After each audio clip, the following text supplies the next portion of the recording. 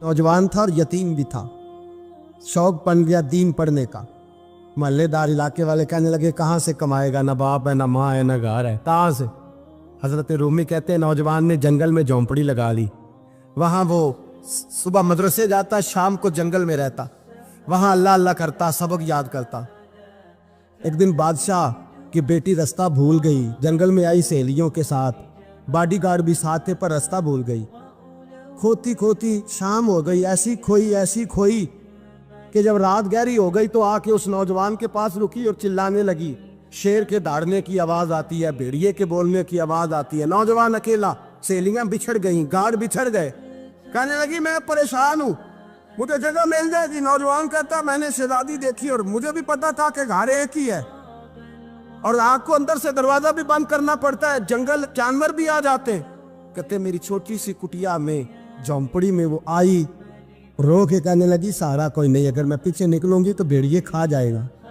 कहते मैंने उसे जगह दे दी। अकेली औरत, चिराग जल रहा है, सबक याद कर रहा हूँ। मेरे नबी पाक ने फरमाया जहाँ मर्द औरत अकेले हो तीसरा शैतान होता है। और शहजादी, वो बच्चा कहता है सबक याद करता रहा सारी रात। वो बच्ची को कहा सो जा, पर वो कहती है नींद मुझे भी कहाँ आई। ऐसे मौक़ों पर नींद, सारी रात सबक याद करता। थोड़ी थोड़ी देर के बाद चिराग जलता तो उस पर उंगली रखता, हाथ जलता तो पीछे खींचने, फिर दूसरी उंगली रखता, थोड़ी देर के बाद जलता तो खींचने, हाथ सारा जल गया। सुबह किरणें चमकी तो कहने लगा चल निकल जा, दौड़ जा, बस बड़ा सब्र का इम्तिहान हो गया, चली जा। शहजादी बाहर निकली, सिपाही ढूंढ रहे थे। बादशाह खुद जंगल में निकला हुआ था, मेरी बेटी मिल गई। बादशाह तन्हाई में जाके कहने लगा बेटा मैं दुनिया को बताऊंगा कि मेरी बेटी खोई नहीं थी, सिपाही साथ ही थे। ये बड़ा मुश्किल होता है, बेटी तो भूल के भी रात कहीं रह पड़े तो लोग जीने नहीं देते, तो बेटा मुश्किल हो जाएगा मेरे लिए। कहाँ थी? उसने कहा नेक नौजवान के पास। उसने कहा बेटा मैं तो तेरी बात मानूंगा पर दुनिया नहीं मानेगी। अगर उस नौजवान ने किसी को बता दिया कि तू उसके पास थी तो फिर लोग मेरा जीना मुहाल कर देंगे। बेटा मैं मर जाऊंगा, मेरी मजबूरी ये है कि वो कहीं राज ना उगल दे वो नौजवान, उसे कत्ल करना पड़ेगा। औरत ने मिन्नतें की, उस बेटी ने कहा मेरे मौसम को मारोगे, रोई। और वो कहने लगा मैं बादशाह हूँ, मेरा अपना विकार है, मैं उसको छोड़ नहीं सकता। गिरफ्तार कर लाए सिपाही। वक्त तय हो गया सजा का। अकेले कारकोशरी में रखा गया, जो उसके खास एतबार वाले थे उनकी ड्यूटी लगाई। बादशाह ने बुलाया, पहले बिलम आया। औरत कहने लगी, बेटी कहने लगी एक दफा तो बुलाओ ना, एक सवाल बस पर्दे में रह के पूछना है और फिर जो आपका जी चाहे, मेरे मौसम को मारना तो है, तो मर्जी आपकी। सामने खड़ा किया, नौजवान पर्दे के पीछे, औरत खड़ी हो गई। बादशाह बीच बैठ गया। बीबी कहने लगी सारी रात बेदार मैं भी रही, सोया तू भी नहीं। वो जो तू चिराग के करीब हाथ लगा के जलाता था वो समझ नहीं आई। नौजवान रो पड़ा, कहने लगा क्या करूं, मैंने रसूलुल्लाह का दीन पढ़ा है, क्या करूं, मैंने हुजूर का दीन पढ़ा है। मैंने पढ़ा है कि जानी को सबसे नीचे दोज़ख के सबसे निचले दर्जे में जलाया जाए, उसे जहन्नमियों का पीप और रेशा पिलाया जाए, कंद खिलाया जाए। ये रवायतें पढ़ी हुई थी। थोड़ी थोड़ी देर के बाद शैतान मुझे कहता था बदकारी कर ले। मैं अपना हाथ उसी वक्त जब शैतान मशवरा देता तो मैं आग पे करता। मैं कहता अगर ये बर्दाश्त हो गई तो वो भी हो जाएगी। जब हाथ जलता तो मैं समझ जाता नहीं तुझसे तो ये नहीं बर्दाश्त होती तो वो कैसे होगी। फिर मुझे शैतान मशवरा देता कोई देख नहीं रहा तो बुलाने नहीं गया, खुद आई, मैं दूसरी उंगली लगा देता। मैंने हाथ जलाया और मैं समझ गया जब छोटे से चिराग की इतनी सी शमा की आग नहीं बर्दाश्त होती तो दोज़ख कैसे बर्दाश्त होगी। कहता मैं बाज आया। बादशाह ने ये कहानी सुनी, लफ्ज सुने तो चीख मार के रोया। कहने लगा तालिब इल्म तू तो मेरे नबी का सच्चा गुलाम है और मेरे रसूल के जो सच्चे गुलाम होते हैं उन्हें फांसियां नहीं दी जाती, उन्हें तख्त पर बिठाया जाता है। अब तुझे सजा नहीं होगी बल्कि मैं अपनी बेटी का निकाह तेरे साथ करूंगा और मेरे बाद इस सल्तनत का बादशाह भी तू ही बनेगा। अब वो नौजवान वहां नारे लगा रहा है, कहता लोगों तुम मुझे कहते थे दीन से क्या मिलता है, दीन से तो अल्लाह तख्त ताज भी अता फरमा देता है। अगर नौजवान शर्मो हया वाले बन के रहे अल्लाह सारी इज्जतें दे देगा। देखे ना अल्लाह के फजल से इज्जत मिलती है और जब कोई इज्जतदारों जैसा काम ही ना करे। एक बात और अर्ज करनी है पर वक्त थोड़ा रह गया। जवानों मैं ना जब कभी परेशान होता हूँ ना तो मैं ये वाली बात खोल के पढ़ता हूँ वाला।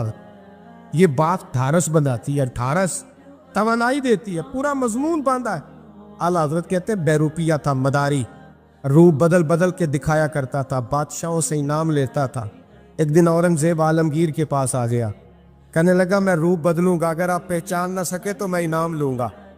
آپ نے فرمایا میں کوئی ایسے ویسا بادشاہ نہیں. کہا مجھے دھوکہ دینا مشکل ہے. کہا نہیں, میں روپ بدلوں گا. حضرت اورنگزیب عالمگیر بڑے نیک بادشاہ گزرے, بڑے پرہیزگار. وہ بہروپیہ کہنے لگا میں روپ بدلوں گا, آپ نہیں پہچان سکیں گے. فرمایا چل جتنا تیرے اندر زور ہے لگا لے. حضرت نے اعلان کیا کہ میں نے فوجی بھرتی کر دے, 2 ماہ کے بعد ٹیسٹ ہوگا. وہ 2 مہینے دوڑتا رہا, رنگ روپ بناتا رہا, آیا ٹیسٹ دینے, 2-3 سپاہیوں کا امتحان لیا. اس کی باری آئی تو 10 روپے دیے, کہنے لگے تیرے آنے جانے کا کرایہ میں نے تجھے پہچان لیا ہے. کچھ دنوں کے بعد جانے لگے سفر پر تو بھکاری آ گئے خیرات مانگنے. اس نے بھی سارے منہ پر سیاہی مال لی, کپڑے پھاڑ لیے, سر کے بال مڈا لیے, پگے تک کٹا لی, بدرنگ ہو کے آیا. کاسا آگے کیا تو حضرت نے 10 روپے ڈالے, کہنے لگے تیرے آنے جانے کا کرایہ میں نے پہچان لیا ہے. کچھ دن گزرے تو ٹیچر کی ضرورت تھی. اس نے مونچھیں بڑی کر لی, داڑھی نکلی لگا لی, سر پہ جنا کیپ پہن لی, ایک شیروانی لے لی اور ہاتھ میں چھڑی پکڑ کے آیا. کہنے لگا میں استاد ہوں, 2-4 بندوں کا امتحان لیا, اس کی باری آئی تو 5 روپے دیے, 10 روپے دیے, کا تیرا کرایہ میں نے پہچان لیا. 2 سال گزر گئے. وہ جب بھی آتا حضرت پہچان لیتے. ایک دن سفر پہ جا رہے تھے, بہت بڑا لشکر تھا, جہاد کرنے جا رہے تھے اورنگزیب عالمگیر. تو دیکھا ایک پہاڑی ہے, پہاڑی پہ لوگ جا بھی رہے ہیں آ بھی رہے. اورنگزیب عالمگیر پوچھنے لگے یہاں کیا ہے؟ کہنے لگے بابا جی بیٹھے ہیں دعا کرتے ہیں, اللہ کے نیک بندے ہیں. اورنگزیب کہنے لگے یار پرانے لوگ سارے ہی اللہ والوں کو مانتے, یہ بھی مصیبت آئی ہے جتنی نہیں آئی ہے, سارے لوگ ہی مانتے. کہنے لگے ذرا میں دعا نہ کرا لوں, بچے کام جا رہا ہوں. اورنگزیب بادشاہ تھے, بادشاہ لوگ نازک مزاج ہوتے ہیں. گھوڑے سے اترے, بڑی مشکل سے پہاڑی پہ چڑھے, اوپر گئے تو لائن لگی ہے, بابا جی غار میں بیٹھے. کہنے لگے میں نے ملنا, میں اورنگزیب ہوں. انہوں نے کہا ہمارا بابا اس طرح کا پیر نہیں کہ امیر آئے تو رنگ اور ہو, غریب آئے تو اور ہو, یہاں اگر ملنا ہے تو لائن میں لگ جاؤ, سب ایک جیسے. اب لائن میں کھڑے ہو گئے, 50 آدمی آگے تھے, کہتے 51واں نمبر تھا. تھک گیا دھوپ میں کھڑا کھڑا. جب میں پہنچا غار کے دہانے تو میں نے بابا جی کے چہرے پہ نظر ڈالی تو بڑا نورانی چہرہ, بڑی خوبصورت لب و لہجہ. میں نے کہا میرے جیسا آدمی بھی پگڑی باندھ لے تو اچھا لگنے لگ جاتا ہے, بڑا خوبصورت انداز. کہتے ہیں میں ان کے پاس اتحیات کی حالت میں بیٹھ گیا. میں نے کہا حضور میں جا رہا ہوں جہاد کرنے, دعا کرنا. بزرگوں نے ہاتھ اٹھائے, اللہ اس کی مدد فرما, دین کو غلبہ عطا فرما, اسے دین کا سچا پکا سپاہی بنا. پھر تھپکی دی, 2-4 نصیحتیں نکال ڈالی. دیکھنا ظلم نہ کرنا, زیادتی نہ کرنا, جب تو جیت خر نہ کرنا, غرور نہ کرنا, نصیحتیں بھی کر دی. کہتے ہیں اب جب میں اٹھا تو 2-4 دینار بطور نذرانہ مسلح کے نیچے رکھے, اور الٹے قدم جب میں غار سے اترا انہوں نے رومال جھاڑا اور اٹھ کے کھڑے ہو گئے. کہنے لگے آج نہیں تو نے پہچانا, آج نہیں تو نے پہچانا, میرا انعام بنتا ہے, آج نہیں پہچانا, لا پیسے. اورنگزیب کہنے لگا یار تو نے حد کر دی, کہاں چڑھا کہاں کھڑا رہا, دھوپ میں تھک گیا, کمال کر دی بھائی تو نے. پتا تو کیا لے گا, اب تو جلدی بتا, وہ کتنے لوگ پیچھے دھوپ میں کھڑے ہیں, لشکر سارا کھڑا ہے, کیا لے گا؟ اس نے کہا سب سے قیمتی ہیرے وہ ہے جو تیرے سر کے تاج میں لگے ہوئے, مجھے تیرا تاج چاہیے.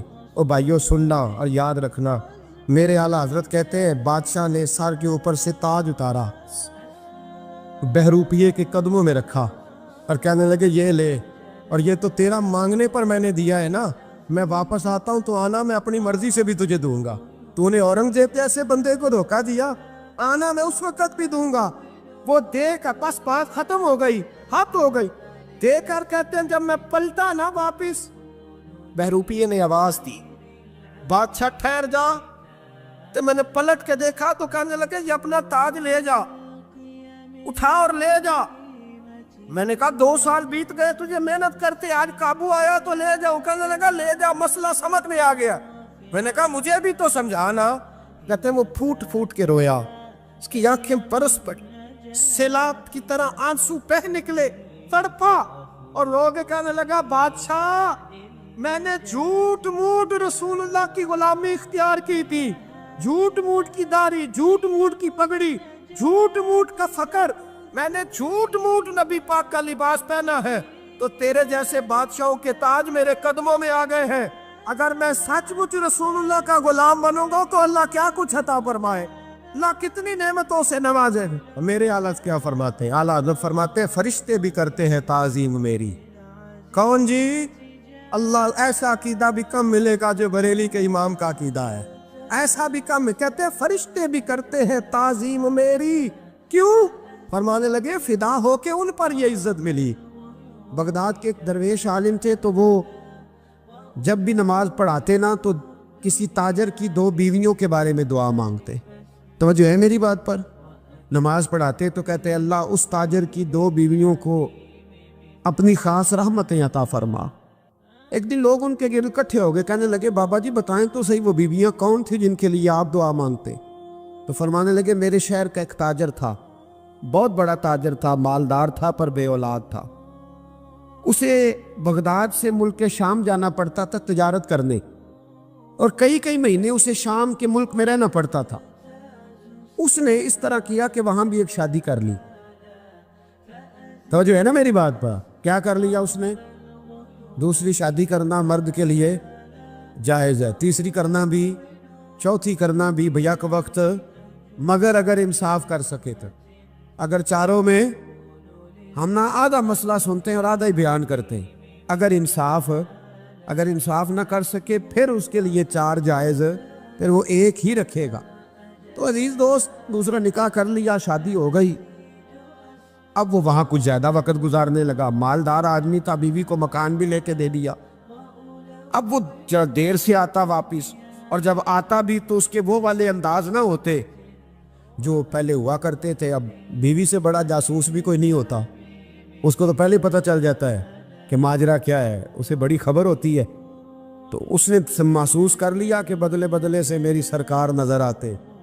وہ کہنے لگی اب کہ جب آتا جاتا ہے تو اس کے حالات کچھ بدلے بدلے سے ہیں، ماحول کچھ اور ہے۔ اس نے ایک بوڑھا آدمی جو اس کا عزیز بھی تھا اور سمجھدار بھی تھا اس کو تیار کیا۔ کہنے لگی اب کہ جب ملک کے شام جائے نا تو اس کا پیچھا کرنا اور خبر کرنا کہ کہاں رہتا ہے، کہاں جاتا ہے، کیا کرتا ہے۔ وہ بوڑھے بزرگ جو تھے وہ خاتون کے کہنے پر کچھ اس نے کرایہ بھی دیا۔ وہ اس تاجر کے پیچھے گئے اور واپس آ کے خبر دی۔ کہنے لگے کہ یہ تو 2-3 سال بیت گئے، اس نے وہاں بھی شادی کی ہوئی ہے، تجھے بتایا ہی نہیں۔ ابھی بھی بڑی سمجھدار تھی، حوصلہ مند، زیرت، اس نے شور نہیں مچایا۔ اس نے کہا کہ میں نا اب جب آئے گا نا تو طریقے سے بات کروں گی اور پوچھوں گی کہ ایسا کیوں کیا۔ اور یہ بھی اس نے آ کے بتایا کہ اگر تیرے ساتھ نکاح کے بعد اسے اولاد نہیں ملی تو اولاد وہاں بھی کوئی نہیں، یہ مکمل تفصیلات۔ اب جب اس دفعہ خامند آیا تو آتے ہی وہ بیمار ہو گیا، کمزور ہونے لگا۔ اب خاتون نے مناسب نہیں سمجھا کہ آتے ہی دڑام سے میں اس کے سر پر یہ ٹھوڑ دوں کہ تو نے نکاح کیا ہوا ہے اور مجھے بتایا نہیں۔ وہ ذرا تسلی میں رہی، کچھ وہ بیمار تھا، حوصلہ رکھا، خدمت کرتی رہی۔ کچھ دن گزرے تو وہ تاجر انتقال کر گیا، فوت ہو گیا۔ اب راز کھل نہ سکا، عدت گزاری، اور جب سارا مال جمع کیا نا تو اشرفیوں کی بوریاں بھر گئی۔ سارا مال اس بی بی کا، 4 بوریوں میں اشرفیاں، 4۔ یہاں تو پیٹ کا دوزخ ہے، معاذ اللہ بھرتا ہی نہیں۔ حل من مزید، حل من مزید۔ وہ جو کہتے تھے نا کہ بس باہر چلا جاؤں اور باہر میں کچھ تھوڑے سے پیسے کما کے 2-3 سال میں لوٹ آؤں گا، پھر یہاں آ کے کوئی کاروبار کروں گا، وہ گئے ہیں تو واپس نہیں آئے۔ وہ جو کہتے تھے نا بس میں نے اتنا سا کاروبار کرنا ہے کہ مکان بن جائے، انہوں نے 4 مکان بھی بنا لیے ہیں، لیکن بریک حل میں مزید کی دوڑ ہے۔ اب 4 بوریاں اس عورت نے چھپائے رکھی، کوئی بندہ نہیں جانتا بغداد میں کہ ملک کے شام میں تاجر کی دوسری بیوی بھی ہے۔ جب وہ فارغ ہوئی تو اس نے اس بوڑھے جاسوس کو پھر بلایا اور 2 بوریاں اونٹ پہ رکھی، خود بھی ساتھ بیٹھی اور ملک شام گئی۔ اللہ اکبر۔ وہ بزرگ کہتے ہیں میں ایسے نہیں دعا کرتا۔ اس کو جا کے کہنے لگی میں اکیلی وارث نہیں ہوں، آدھے کی وارث تو بھی ہے۔ میں اکیلی وارث نہیں، یہ تقسیم وراثت ہے، آدھی کی وارث تو بھی ہے، تو رکھ اپنے پیسے۔ مجھے پتہ ہے اس نے نکاح کیا تھا پر مجھے بتایا نہیں تھا، تو رکھ اپنے پیسے، میں تجھے دے رہی ہوں، آدھے تیرے ہیں آدھے میرے ہیں۔ اس نے نظر اٹھائی تو رو پڑی، کہنے لگی نہیں اب یہ سارے تیرے ہی ہیں۔ अगर तू अल्लाह से डरती है तो मैं भी रब से डरती हूँ, अगर तू मुस्तफ़ा करीम का कलमा पढ़ती है तो मैं भी उसी नबी की मानने वाली हूँ। कहा बात क्या है, मेरा क्यों है सारा? तो वो खातून कहने लगी वो 2 साल 3 साल से मेरे साथ निकाह था और उसने बताया था मुझे कि मेरी बीवी भी है, और मैं गरीब थी तो मेरे वालिदैन को भी बताया था कि मेरी दूसरी शादी है। ये मकान उसने मुझे लेके दिया था, मेरे तमाम अखराजात वो पूरे करता था, नानो नफका का ख्याल रखता था। लेकिन अब के जब वो आया तो वो बीमार था। उसने मुझे बताया कि मुझे तबीब ने बताया है कि मैं शदीद बीमार हूँ, शायद बच ना सकूँ। तो कहने लगी वो मुझे कई लाख रुपए भी दे गया और जाते दफ़ा मुझे तलाक भी दे गया, फारिग कर गया। कहने लगा तू जहाँ चाहे मेरे बाद निकाह कर सकती है। और कहने लगा मैं चाहता था पहली बीवी को बता दूँ, मौका नहीं बना और उसका दिल ना टूटे, बता नहीं पाया, लिहाजा वो मुझे ढेर सारे पैसे दे चुका है, सारा मेरा हिस्सा मुझे पहले से दे चुका है। मेरी बहन अब ये 4 बोरियों में से 2 मेरी नहीं बल्कि 4 की 4 ही तेरी है, तू ही इसकी हकदार है। तो बुजुर्ग कहते हैं मुझे बताओ जिनके अंदर इस किस्म के तकवे की झलक हो उनके लिए हर नमाज के बाद दुआ मांगनी चाहिए कि नहीं मांगनी चाहिए? हजरत उमर के ज़माने में ना एक नौजवान था, नेक था, मस्जिद जाया करता था रात को। तो मस्जिद जा रहा था तो रास्ते में एक औरत ने दावत गुनाह दी, इब्ने असाकर ने इसको लिखा है। तो नौजवान था, ख्वाहिशात थी, कुछ तबीयत माइल हो गई। अभी उधर जा ही रहा था कि किसी ने आयत पढ़ दी, वाली मन खाफ मकाम रब्बी जन्नतान, जो रब के सामने खड़े होने से डरेगा अल्लाह 2 जन्नतें देगा। वाकई डर गया, वो वाकई डर गया, इतना डरा कि बेहोश होके गिर पड़ा। बीमारी से लोग बेहोश होते हैं, पैसे डूब गए बेहोश होते हैं, बच्चे के गम में बेहोश होते हैं। सच बताओ कभी खौफे खुदा से भी बेहोश होता कोई देखा है? हमारे यहाँ तो रोज़मर्रा ही नहीं है भाई। और बड़ी बातें हैं बेहोश होने की, डरने की, गश खाने की। बेहोश होके गिर पड़ा, बूढ़े बाप को किसी ने बताया बच्चा बेहोश पड़ा है, उठा के घर लाए, घर ला के कहा बेटा क्या हुआ? नौजवान है, चढ़ती जवानी है, पर पाकीज़ा बड़ी है। कहने लगा अब्बा जी गुनाह की तरफ चला गया था, पर मैंने आयत सुन ली जो अल्लाह के सामने खड़े होने से डरेगा रब 2 जन्नतें देगा। मैं डर गया था, रब वाकई 2 जन्नतें देगा। बाप रो पड़े, अब्बा जी की आंखों में आंसू आए और कहा पुत्र अल्लाह बड़ा मेहरबान है, उसके वादे सच्चे हैं, वाकई 2 जन्नतें देगा।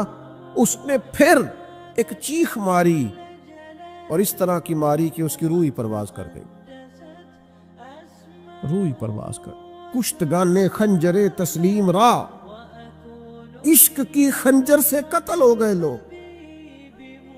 सुबह हजरत उमर को पता चला कि उन्होंने तो रात जनाजा भी पढ़ दिया, तदफीन भी कर दी। जनाब उमर फरमाने लगे इतना नेक नौजवान खौफे खुदा से दुनिया से चला गया, मुझे क्यों नहीं बुलाया, मैं जनाजा पढ़ता। फारूक आजम फरमा रहे हैं मेरा शौक था मैं उसका जनाजा पढ़ता। का हुजूर